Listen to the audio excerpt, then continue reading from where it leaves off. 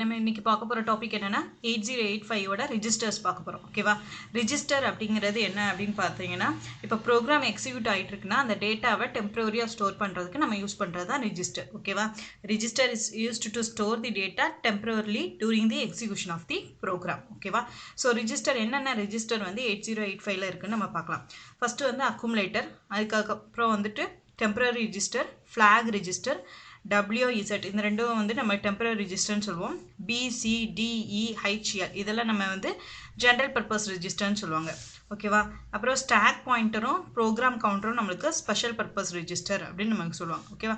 First அக்குமுலேட்டரை பற்றி பார்க்கலாம். Okay, so அக்குமுலேட்டருங்கிறது ஒரு 8-பிட் ரெஜிஸ்டர். ஓகே, அந்த 8-பிட் ரெஜிஸ்டர் இது வந்து ஒரு பார்ட் ஆஃப் தி ALU யூனிட்னு சொல்லலாம். ALU யூனிட்னா என்னதுன்னா arithmetical logical unit. arithmetical logical unitோட ஒன் ஆஃப் தி பார்ட் டினேன்னு சொல்லலாம். எதனா நம்மளுடைய அக்குமுலேட்டர். ஓகேவா? arithmetic and logical unit. ஓகேவா? ஸோ நம்மளோட அக்குமுலேட்டர் வந்து ALUவோட ஒன் ஆஃப் தி பார்ட்னே சொல்லலாம். எதனால அப்படின்னா இப்போ வந்து நமக்கு ALU எதாட்டும் அர்த்தமெட்டிக் ஆப்ரேஷன் இப்போ அடிஷனோ சப்ராக்ஷனோ நடக்குன்னா அதோட ரிசல்ட் எங்கே ஸ்டோர் ஆகும் அப்படின்னு பார்த்தா அக்குமுலேட்டரில் தான் ஸ்டோர் ஆகும். ஓகேவா? The result is store in accumulator. ஓகேவா? ஸோ அதே மாதிரி ஏதாட்டும் மெமரியிலேருந்து நமக்கு இன்புட்டுக்கு கொடுக்கணும், ஏதாட்டும் ஒரு ரிஜிஸ்டர் கொடுக்கணும், ஃபஸ்ட்டு எதில் கொடுப்பாங்கன்னா அக்குமுலேட்டர் கொடுத்துட்டு தான் அக்குமுலேட்டர்லேருந்து தான் மற்ற ரிஜிஸ்டருக்கு நம்ம ட்ரான்ஸ்ஃபர் பண்ண முடியும். ஓகேவா? ஸோ அதனால் அக்குமுலேட்டர் வந்து ஒரு மெயின் ரிஜிஸ்டர். ஓகே, அக்குமுலேட்டருக்கு இன்னொரு நேம் என்ன இருக்குன்னா A ரிஜிஸ்டர்னு மென்ஷன் பண்ணுவாங்க. ஓகே, அக்குமுலேட்டர் இன்னொரு நேமாக என்ன மென்ஷன் பண்ணுவாங்கன்னா A ரிஜிஸ்டர் அப்படின்னு மென்ஷன் பண்ணுவாங்க. ஓகே, நெக்ஸ்ட் வந்து என்னென்னா டெம்பரரி ரிஜிஸ்டர்.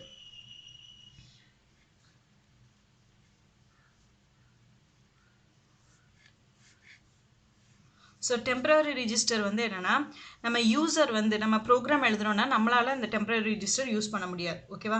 ஸோ இது வந்து யார் யூஸ் பண்ண முடியும் அப்படின்னு பார்த்தா இன்டர்னலாக மைக்ரோ ப்ராசஸர் யூஸ் பண்ணிக்கூடும். ஓகேவா? டெம்பரரியாக டேட்டாவை ஸ்டோர் பண்ணி வைக்கிறதுக்கு. இப்போ ALU ஆப்ரேஷன் நடக்கும்போது அது டெம்பரரியாக டேட்டாவை ஸ்டோர் பண்ணி வைக்கிறதுக்காண்டி யூஸ் பண்ணுற ரிஜிஸ்டர் தான் என்னது டெம்பரரி ரிஜிஸ்டர். ஓகே, டெம்பரரி ரிஜிஸ்டருக்கு இன்னொரு பேர் என்னென்னா ஆப்ரண்ட் ரிஜிஸ்டர். இது எதுக்கு ஆப்ரண்ட் ரிஜிஸ்டர் அப்படின்னு பார்த்தீங்கன்னா இது வந்து ஆப்ரண்ட் டு தி இது ப்ரொவைட் ஆப்ரண்ட் டு தி ALUக்கு வந்து ஆப்ரண்ட் ப்ரொவைட் பண்ணும். அதனால வந்துட்டு நம்ம இந்த ரிஜிஸ்டர் என்ன ரிஜிஸ்டர்னு சொல்கிறோம்?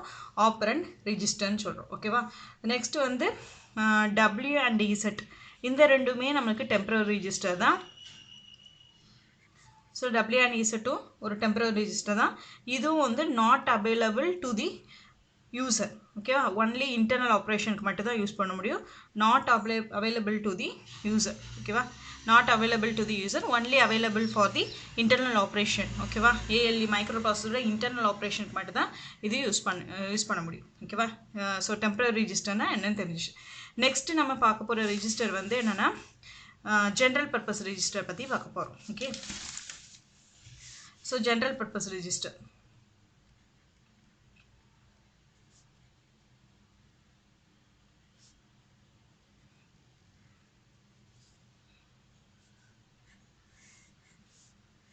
ஓகேவா?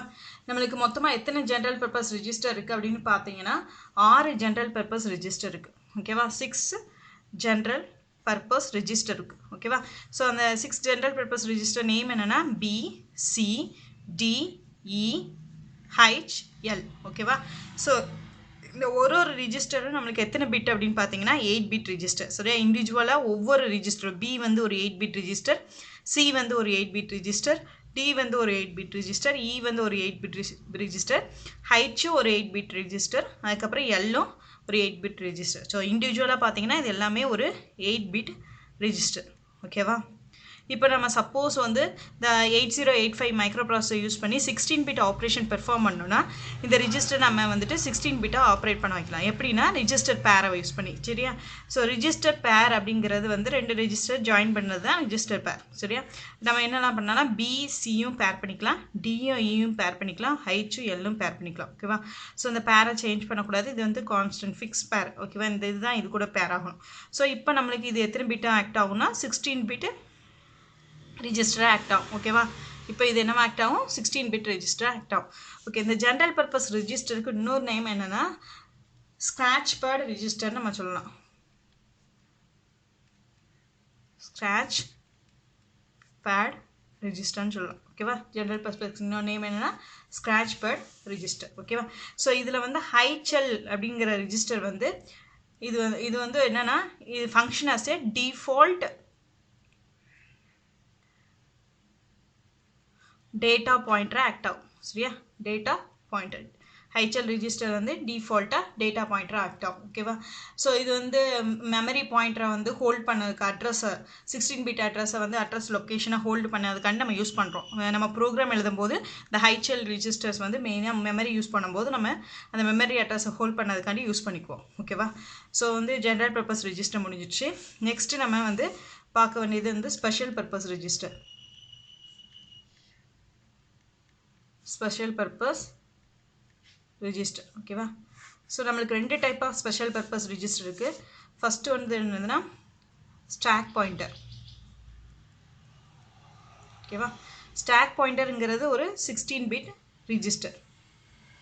ஓகே, ஸ்டாக் பாயிண்டருங்கிறது ஒரு 16 பிட் ரிஜிஸ்டர். இந்த ஸ்டாக் பாயிண்டர் எதுக்காண்டி யூஸ் பண்ணுறோம் அப்படின்னு பார்த்தீங்கன்னா இது வந்து யூஸ்டு ஃபார் மெமரி பாயிண்டர். ஓகேவா? மெமரியை பாயிண்ட் பண்ணுறதுக்காண்டி நம்ம யூஸ் பண்ணுறதா ஸ்டாக் பாயிண்டர். ஒரு மெமரியை பாயிண்ட் பண்ணுறதுக்காண்டி நம்ம யூஸ் பண்ணுறோம் stack pointer. Okay, so stack pointer என்ன இதில் லாஜிக்கில் ஆப்ரேட் ஆகும் அப்படின்னு பார்த்தீங்கன்னா ஸ்டாக்கில் LIFOனா last in first out. Okay, இந்த ஃபார்மேட்டில் ஆப்ரேஷன் ஆகும். இதுக்கு ஒரு எக்ஸாம்பிள் நம்ம எக்ஸாம்பிளாக பார்த்தோன்னா சின்ன எக்ஸாம்பிள் வச்சு பார்த்தோன்னா இது என்ன ஆப்ரேஷன் இதை பேஸ் பண்ணி எப்படின்னா நம்ம கையில் வந்து வளையல் போடுறது பார்த்திங்கன்னா எந்த வளையல் நம்ம வந்து ஃபஸ்ட்டு போடுறோமோ அந்த வளையல் நம்ம கடைசி தான் எடுக்க முடியும். அதே மாதிரி தான் இதில் எந்த டேட்டா வந்து நம்ம ஃபஸ்ட்டு போடுறோமோ அந்த டேட்டாவை நம்ம கடைசி தான் எடுக்க முடியும். சரியா? அதுதான் ஸ்டாக் பாயிண்டரோட ஆப்ரேஷன். ஓகே, நெக்ஸ்ட் வந்து ப்ரோக்ராம் கவுண்டர். ப்ரோக்ராம் கவுண்டர் நம்மளுக்கு ஒரு 16 பிட் ரிஜிஸ்டர். ஓகேவா? ப்ரோக்ராம் கவுண்டர் நம்மளுக்கு ஒரு 16 பிட் ரிஜிஸ்டர். ஸோ இந்த ப்ரோக்ராம் கவுண்டர் வந்து நமக்கு எதுக்கு யூஸ் பண்ணுறோம் அப்படின்னு பார்த்தோன்னா used to hold the memory address. அட்ரஸை ஹோல்ட் பண்ணதுக்காண்டி நம்ம யூஸ் பண்ணிக்கோ. சரியா? So program counter is used to hold the memory address. எந்த மெமரி அட்ரஸை இது ஹோல்டு பண்ணும் அப்படின்னு பார்த்தீங்கன்னா இப்போ ப்ரோக்ராம் ரன் ஆகிட்டுருக்குன்னு நினச்சிக்கோங்க. இப்போ கரண்ட்டாக ஒரு இன்ஸ்ட்ரக்ஷன் ரன் ஆகிட்டுருக்கு, அதுக்கு ஒரு மெமரி அட்ரஸ் இருக்கும். ஸோ நெக்ஸ்ட்டு என்ன இன்ஸ்ட்ரக்ஷன் ரன் ஆக போதோ ஃபெச் ஆகும், எந்த இன்ஸ்ட்ரக்ஷன் ஃபெச் ஆக போதோ அந்த இன்ஸ்ட்ரக்ஷனோட அட்ரஸ் தான் ஹோல்டு பண்ணியிருக்கும். ஓகேவா? Hold the memory address of next instruction. ஓகேவா? நெக்ஸ்ட் என்ன இன்ஸ்ட்ரக்ஷன் ஃபெச் ஆக போதோ அந்த இன்ஸ்ட்ரக்ஷனோட மெமரியை தான் இது வந்து ஹோல்டு பண்ணிக்கும். ஓகேவா? ஸோ இதான் வந்து ப்ரோக்ராம் கவுண்டர். ஓகேவா? நம்ம லாஸ்ட்டு பார்க்க போகிறது என்னென்னா flag register.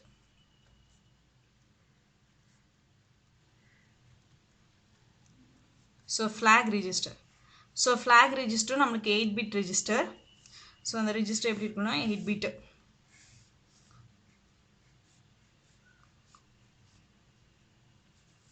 So D7, D6, D5, D4, D3, D2, D1 and D0. ஓகேவா? இதில் வந்து D7னா நம்மளுக்கு S, D6ல் வந்து Z, இது வந்து அன்ஸ்பெசிஃபைடு அன்னோனு அன்யூஸ். ஓகேவா? நெக்ஸ்ட் வந்து இதில் D4ல் வந்து ஆக்சிலரி கேரி, அப்புறம் D3 வந்து அன்யூஸு, அப்புறம் D2ல் வந்து ப்ரையாரிட்டி, அப்புறம் D1 வந்து அன்யூஸு, அப்புறம் வந்து D1ல் வந்து கேரி. ஓகேவா? எஸ்ஸுங்கிறது என்னன்னா சைன் ஃப்ளாக். ஸோ மொத்தம் எத்தனை ஃப்ளாக் இருக்குன்னா 5 ஃப்ளாக்ஸ் இருக்குது. ஸோ 5 ஃப்ளாக்ஸ் இருக்குது. ஸோ எஸ்ஸுங்கிறது சைன் ஃப்ளாகு, இசட்டுங்கிறது வந்து 0 ஃப்ளாக்ஸு, அப்புறம் ஏசிங்கிறது ஆக்சிலரி கேரி ஃப்ளாகு, அப்புறம் பிங்கிறது வந்து ப்ரையாரிட்டி ஃப்ளாகு, சிஒய்ங்கிறது கேரி ஃப்ளாக். ஓகேவா? ஸோ மொத்தம் 5 ஃப்ளாக்ஸ் இருக்குது. ஸோ ஒவ்வொரு ஃப்ளாகு ஒரு பிட்டு. ஓகேவா? ஸோ ஒரு பிட் மெமரி. ஸோ 1 பிட் மெமரினா ஒன்று என்னன்னு சொல்லலாம் ஃப்ளிப் ஃப்ளாப்னு சொல்லலாம். ஸோ ஃப்ளிப் ஃப்ளாப்புங்கிறது நம்மளுக்கு 1 பிட் மெமரி. ஸோ வந்துட்டு அதனால் ஒவ்வொரு ஃப்ளாகையும் நம்ம வந்து ஃப்ளிப் ஃப்ளாப் அப்படிங்கிற நேமில் நம்ம மென்ஷன் பண்ணலாம். ஓகேவா? ஸோ இப்போ வந்துட்டு எந்தெந்த ஃப்ளாக் எப்பப்போ செட் ஆகும் அப்படின்னு பார்க்கலாம். ஸோ ஃப்ளாக் ரிஜிஸ்டர் அப்படிங்கிறது எதுக்காண்டி யூஸ் பண்ணுறோம் அப்படின்னு பார்த்தீங்கன்னா, ஸோ இப்போ ஏஎல்ஏ ஆப்ரேஷன் நடந்துட்டுருக்குன்னா அந்த ஏஎல்ஏ ஆப்ரேஷனோட ஸ்டேட்டஸ் என்ன ரிசல்ட்டோட ஸ்டேட்டஸை மென்ஷன் பண்ணுறதுக்கு தான் நம்ம ஃப்ளாக் ரிஜிஸ்டர் யூஸ் பண்ணுறோம். ஓகேவா? ஸோ வந்துட்டு இப்போ வந்து இதிலலாம் ரிசல்ட்டோட ஸ்டேட்டஸ் குறிக்கிறதுக்கு தான் இந்த 5 ஃப்ளாகும் நம்ம யூஸ் பண்ணுறோம். ஸோ நம்ம ஃபஸ்ட்டு பார்க்க போகிற ஃப்ளாக் வந்து என்னென்னா கேரி ஃப்ளாக். ஓகேவா? கேரி ஃப்ளாக் எப்போனா நமக்கு வந்து அர்த்தமெட்டிக் ஆப்ரேஷன் நடக்கும்போது ஸோ நமக்கு கேரி வந்துச்சுன்னா ரிசல்ட்டில் வந்து கேரி வந்துச்சுன்னா இந்த ஃப்ளாக் வந்து செட் ஆகும். ரிசல்ட்டில் வந்து கேரி வரலன்னா அந்த ஃப்ளாக் வந்து ரீசெட் ஆகிடும். ஓகேவா? ஸோ வந்து ரிசல்ட்டில் வந்து கேரி வந்துச்சுன்னா இந்த ஃப்ளாக் வந்து செட் ஆகும். ஓகேவா?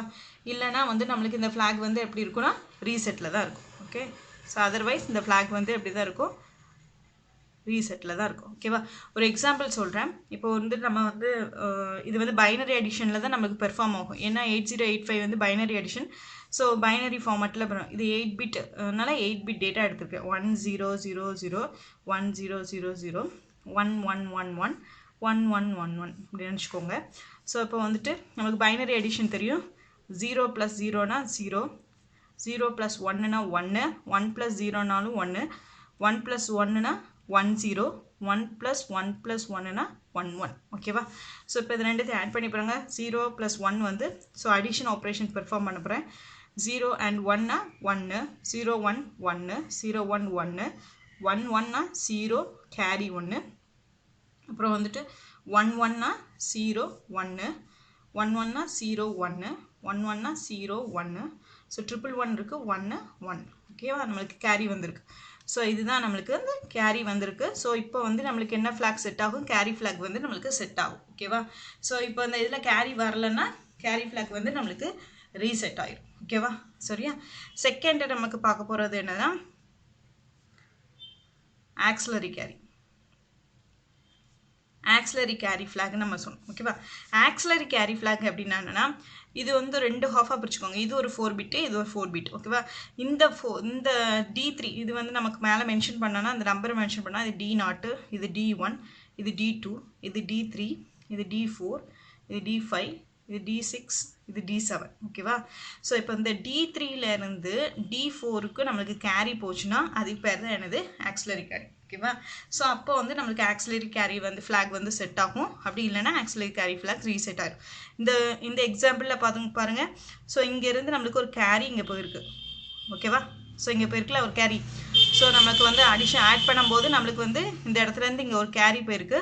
ஸோ அப்போனா நமக்கு ஆக்சிலரி கேரி ஃப்ளாக் வந்து செட் ஆகும். ஓகேவா? D3லேருந்து D4க்கு வந்து கேரி இருந்துச்சுன்னா ஆக்சிலரி கேரி ஃப்ளாக் என்ன ஆகும், செட் ஆகும். அப்படி இல்லைன்னா நம்மளுக்கு ஆக்சிலரி கேரி ஃப்ளாக் வந்து ரீசெட் ஆகிடும். ஓகேவா? ஸோ தேர்டு வந்து என்னென்னா சைன் ஃப்ளாக். சைன் ஃப்ளாக் அப்படின்னா என்னென்னா நம்ம லாஸ்ட் டிஜிட் D7 இருக்குல்ல, இந்த D7 வந்து 1ஆக இருந்துச்சுன்னா இந்த சைன் ஃப்ளாக் வந்து செட் ஆகும். ஓகேவா? அது வந்து நெகட்டிவ் நம்பர்னு அர்த்தம். ஸோ அது D ஃப்ளாக் அந்த லாஸ்ட் நம்பர் வந்து ஓகேவா ஏதாட்டும் ஆப்ரேஷன் நடத்தும் போது இந்த இது வந்து நம்மளுக்கு 1ஆக இருந்துச்சுன்னா ஸோ வந்து D7 அப்படிங்கிற பிட் வந்து நம்மளுக்கு 1ஆக இருந்துச்சுன்னா ஓகே சைன் ஃப்ளாக் வந்து செட் ஆகும். இல்லைன்னா சைன் ஃப்ளாக் என்ன ஆகிரும், ரீசெட் ஆகிடும். ஓகேவா? ஸோ நெக்ஸ்ட்டு ஃபோர்த்து வந்து நம்ம பார்க்க போகிறது வந்து ப்ரையாரிட்டி ஃப்ளாக். ப்ரையாரிட்டி ஃப்ளாக் அப்படின்னா நம்மளோட அவுட்புட்டில் வந்து நம்பர் ஆஃப் ஒன்ஸ் வந்து ஈவனாக இருந்துச்சுன்னா ஓகேவா? இங்கே 1 2 3 4 இருக்குது. ஸோ நம்பர் ஆஃப் ஒன்ஸ் வந்து ஈவனாக இருந்துச்சுன்னா ஈவன் நம்பர் ஆஃப் ஒன்ஸ் இருந்துச்சுன்னா நம்மளுக்கு இது வந்து செட் ஆகும். ஓகேவா? ஆட் நம்பர் ஆஃப் ஒன்ஸ் இருந்துச்சுன்னா இந்த ஃப்ளாக் வந்து நம்மளுக்கு ரீசெட் ஆகிடும். ஓகேவா? ஸோ புரிஞ்சுதா? அப்புறம் வந்து ஃபிஃப்த்து ஃப்ளாக் என்ன, ஜீரோ ஃப்ளாக். ஜீரோ ஃப்ளாக் என்ன, அவுட்புட் ரிசல்ட் வந்து ஜீரோவாக இருந்துச்சுன்னா செட் ஆகும். ரிசல்ட் வந்து ஜீரோவாக இல்லைன்னா அதர்வைஸாக இருந்துச்சுன்னா அது வந்து ரீசெட் ஆகும். ஓகேவா? ஸோ இதுதான் வந்து ஃப்ளாக். ஓகே, ஸோ நல்லா வச்சுக்கோங்க. ஸோ கேரி ஃப்ளாக்னா எப்போ செட் ஆகும் அப்படின்னு பார்த்தீங்கன்னா கேரி ஃப்ளாக்னா ஸோ லாஸ்ட் நம்மளுக்கு ஃபைனலாக ரிசல்ட்டில் வந்து கேரி வந்துச்சுன்னா கேரி ஃப்ளாக் செட் ஆகும். ஸோ நமக்கு D3லேருந்து D4க்கு கேரி போச்சுன்னா அப்போ வந்துட்டு நம்மளுக்கு வந்து ஆக்சிலரி கேரி ஃப்ளாக் செட் ஆகும். ஸோ நம்மளுக்கு லாஸ்ட் D7 நம்பர் வந்து 1ஆக இருந்துச்சுன்னா நம்மளுக்கு சைன் ஃப்ளாக் செட் ஆகும். ஸோ ரிசல்ட்டில் வந்து ஈவன் நம்பர் ஆஃப் ஒன்ஸ் இருந்துச்சுன்னா நமக்கு ப்ரையாரிட்டி ஃப்ளாக் செட் ஆகும். ஸோ நம்ம ரிசல்ட் வந்து 0வாக இருந்துச்சுன்னா நம்மளுக்கு வந்து 0 ஃப்ளாக் செட் ஆகும். ஓகேவா? ஸோ இதுதான் ரிஜிஸ்டர்ஸ் ஆஃப் 8085.